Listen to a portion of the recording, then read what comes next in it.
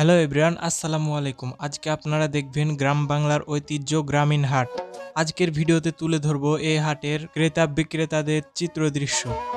এখন দেখছেন চাঁপাইনবাবগঞ্জ জেলার ভোলাহাট উপজেলার ৩ নং দলদলী ইউনিয়নের পোল্লাডাঙ্গা হাট খোলা বাজার, যা এক টুকরো গ্রাম বাংলা।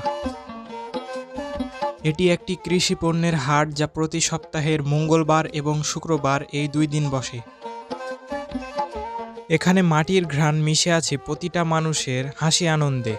এই হাট শুধু পণ্য কেনা বেচার জায়গায় নয়, এটা জীবনযাত্রার একটা অংশ, গ্রামের প্রাণকেন্দ্র বলা যায়। সাদামাটা এই হাটে লুকিয়ে আছে আত্মীয়তার বন্ধন, ভালোবাসার গল্প আর গ্রামের সহজ সরল জীবনের প্রতিচ্ছবি। এই হাটে রয়েছে একটি সরকারি প্রাথমিক বিদ্যালয়। আরও এই হাটের বুকে দাঁড়িয়ে আছে একটি প্রায় 120 বছর পুরনো বটগাছ।